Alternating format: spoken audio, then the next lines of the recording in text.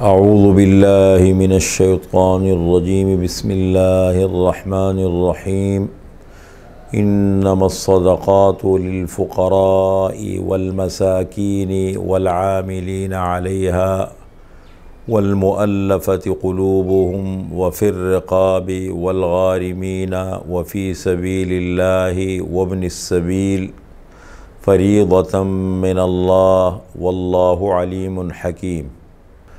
زکوٰۃ کے 8 مصارف اور ان کی تفصیل قرآن کریم میں سورۃ التوبہ آیت نمبر 60 میں اللہ تعالیٰ نے زکوٰۃ کے 8 مصارف کا ذکر کیا ہے۔ زکوٰۃ کہاں دینی چاہیے، کن لوگوں کو دینی چاہیے، تفصیل کے ساتھ اللہ تعالیٰ نے 8 مصارف کا ذکر کیا ہے۔ انما الصدقات، پختہ بات ہے صدقات۔ صدقات صدقت ان کی جمع ہے، اور صدقے کی 2 قسمیں ہیں، ایک ہے صدقہ واجبہ اور ایک ہے صدقہ نافلہ۔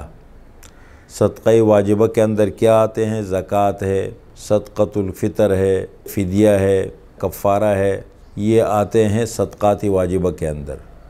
اور عام جو صدقہ انسان دیتا ہے اس کو کہتے ہیں صدقہ نافلہ۔ تو انما الصدقات، اب چاہے وہ صدقہ واجبہ ہو چاہے صدقہ نافلہ ہو، کن لوگوں کو دینا چاہیے؟ انما الصدقات، پختہ بات ہے صدقات، للفقراء، فقراء کے لیے ہے، والمساکین، اور مساکین کے لیے ہے۔ لفظ فقراء فقیر کی جمع ہے، اور فقیر کی تعریف فقہ کی کتابوں میں کیا لکھی ہے؟ من لا یملک قوت یوم، کہ جس کے پاس ایک دن کا خرچ بھی نہ ہو۔ اور مساکین مسکین کی جمع ہے، مسکین اس کو کہتے ہیں من لا یملک نصابا، جو نصاب کا مالک نہ ہو، یعنی جس کے پاس اتنا پیسہ نہ ہو کہ 7.5 تولہ سونا ہے یا 52.5 تولہ چاندی ہے، یا اگر کیش ہے تو اس کی مالیت 52.5 تولہ چاندی کی قیمت بنتی ہے، تو اس کو کہتے ہیں مسکین۔ جو نصاب کا مالک نہ ہو، جیسے مثال کے طور پر آج کل لوگ ہیں، کام کرتے ہیں، مزدوری کرتے ہیں، ملازمت کرتے ہیں، تنخواہیں لیتے ہیں، یا اپنا کام کرتے ہیں لیکن چھوٹا موٹا کاروبار ہے، اب ان کی گھر کی ضرورت اس سے پوری نہیں ہوتی، یا ہوتی بھی ہے تو خدا نخواستہ ان کے اوپر اگر قرض آ گیا، کوئی بیماری آ گئی یا کوئی تکلیف پہنچی، تو وہ اس پوزیشن میں نہیں ہوتے کہ اپنی ضروریات پوری کر سکے، تو اس کو کہیں گے مسکین۔ تو فقیر کون ہے؟ من لا یملک قوتا، جس کے پاس ایک دن کا خرچ بھی نہ ہو۔ اور مسکین وہ ہے کہ من لا یملک نصابا، جو نصاب کا مالک نہ ہو۔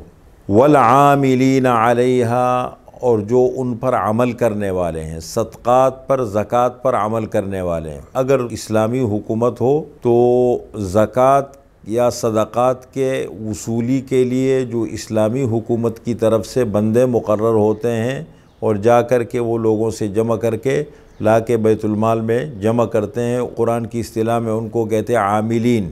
تو ایسے لوگوں کو بھی زکوٰۃ دی جا سکتی ہے، ان کو اگرچہ حکومت کی طرف سے بھی ملتا ہے لیکن ان کو زکوٰۃ، قرآن نے ایک مصرف رکھ دیا ہے، ان کو زکوٰۃ دی جا سکتی ہے۔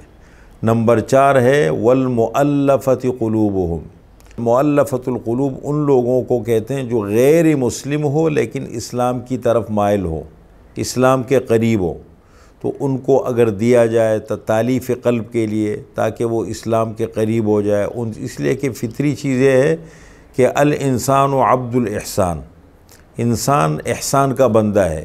جب کسی کے ساتھ ہمدردی کی جاتی ہے، خاص طور پر مالی ہمدردی جب کسی کے ساتھ کی جاتی ہے، تو اس کا دل نرم ہو جاتا ہے۔ جیسے حدیث میں حضور صلی اللہ علیہ وسلم نے فرمایا کاد الفقر ان یکون کفرا، کہ بسا اوقات فقر یہ انسان کو کفر کی طرف لے جاتے ہیں، مجبور ہو جاتا ہے، حالات انسانوں کے سامنے مجبور ہو جاتا ہے، تو بہت سارے کام ایسے کرنے پڑتے ہیں جو انسان کو اسلام سے ہٹا دیتے ہیں۔ تو اسی طریقے سے تالیف قلب، مؤلفۃ القلوب وہ طبقہ ہے کہ اسلام کی طرف کسی کو مائل کرنے کے لیے ایک آدمی ہے، اسلام کی طرف مائل ہے اور محارب بھی نہیں ہے، اسلام کا مخالف بھی نہیں ہے، تو اگر اس کے ساتھ مدد کی جائے اور اس کو صدقہ خیرات دیا جائے تو اس کو دیا جا سکتا ہے۔ نمبر 5 وفی الرقاب، اور گردنوں کے چھڑانے میں۔ رقاب رقبۃ کی جمع ہے، رقبہ کے معنی گردن، یہ ایک اصطلاح ہے۔ رقبہ اصل میں کہتے ہیں غلام کے لیے لفظ استعمال ہوتا تھا۔ وفی الرقاب، اور گردنوں کے چھڑانے میں۔ گردنوں کے چھڑانے میں کون کون آتے ہیں؟ غلاموں کو آزاد کرنے میں۔ پہلے زمانے میں غلام ہوتے تھے، اب تو غلامی کا دور رہا نہیں۔ اب مثال کے طور پر مقروض ہے، مفسرین نے لکھا ہے، فقہا نے لکھا ہے کہ اگر مقروض ہے ایک آدمی، اس کے اوپر قرض ہے تو وہ بھی اس کے اندر آ جاتے ہیں۔ قیدی ہے تو وہ بھی رقاب کے اندر آ جاتا ہے، ان کو بھی زکوٰۃ دی جا سکتی ہے۔ وہ پھر رقابی، اور گردنوں کے چھڑانے میں۔ نمبر 6 والغارمین، اور تاوان کے نیچے دبنے والے، ان کو زکوٰۃ دی جا سکتی ہے۔ تاوان کے نیچے دبنے والے مطلب یہ ہے کہ کسی کو بڑا حادثہ پہنچا، دیوالیہ ہو گیا کاروباری طور پر، مالی طور پر، اب ان کی طاقت نہیں ہے کہ اپنے معاملات کو حل کر سکے۔ کوئی ضمانت لینے والا ہے، کسی نے کسی کی ضمانت لے لی، اب ضمانت تو لے لی لیکن بیچارہ خود پھنس گیا، اب شریف آدمی ہے، اچھا آدمی ہے تو اس کے ساتھ بھی مدد کی جا سکتی ہے۔ غارمین کی تفسیر میں وہ بھی آتے ہیں، دو بندوں کے درمیان صلح کرنے کے لیے بیچ میں آ گیا اور پیسے اپنے ذمے لے لیے کہ بھائی جھگڑا مت کرو، فساد مت کرو، یہ پیسے میں بھر دیتا ہوں، تو ایسے شخص والغارمین کا مصداق ہے، اس کے ساتھ مدد کی جا سکتی ہے۔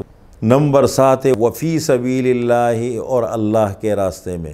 اللہ کے راستے میں کون ہے؟ قرآن کریم نے 2 قسم کے لوگوں کا ذکر کیا ہے۔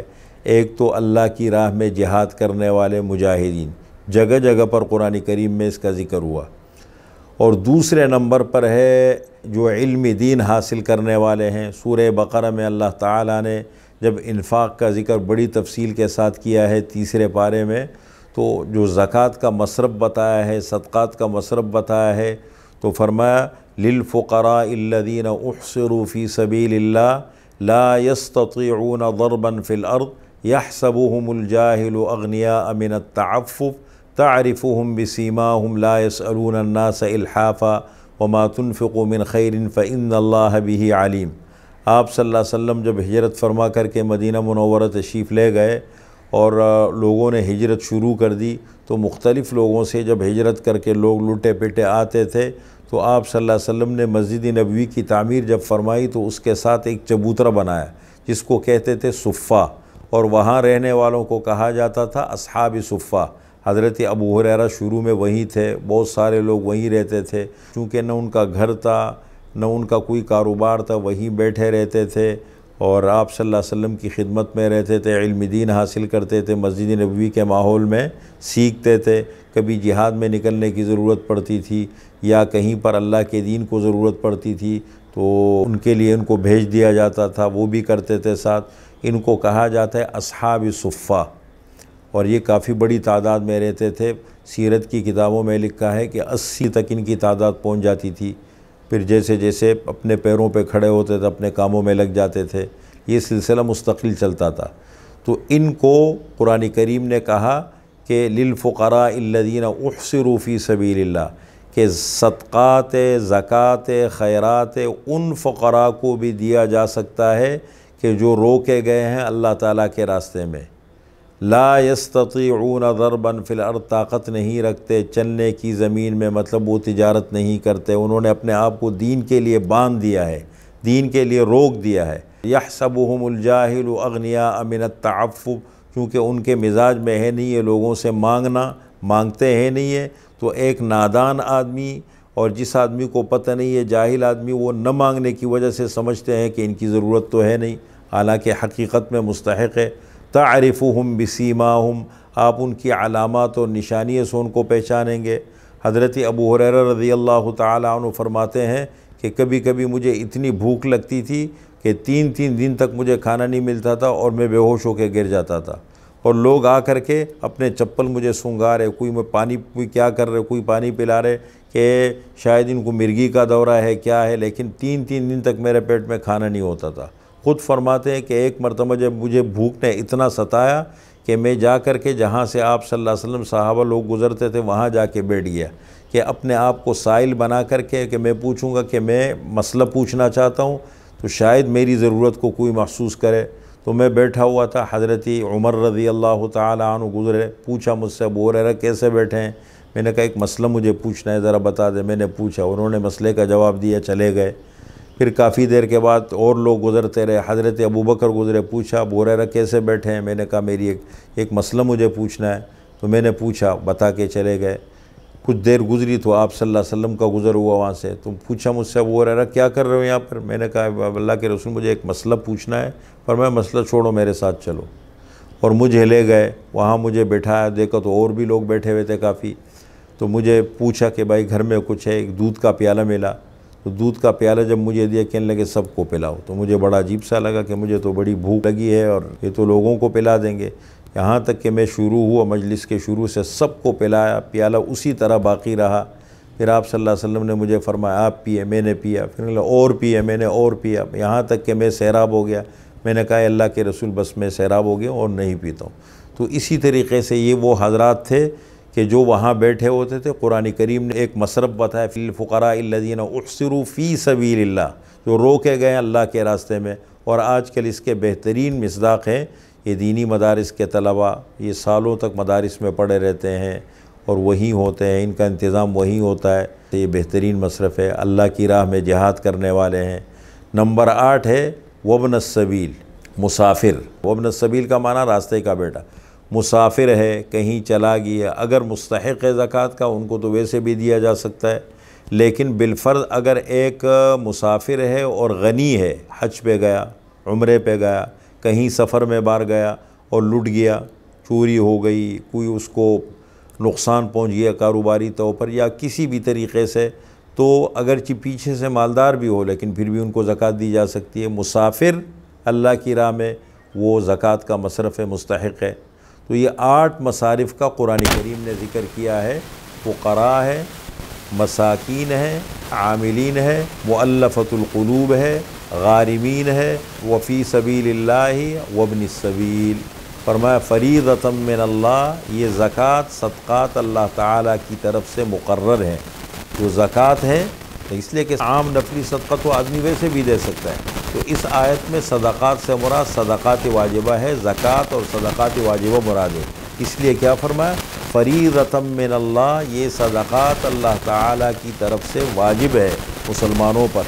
واللہ علیم حکیم، اور اللہ تعالیٰ خوب جاننے والا، حکمت والا ہے۔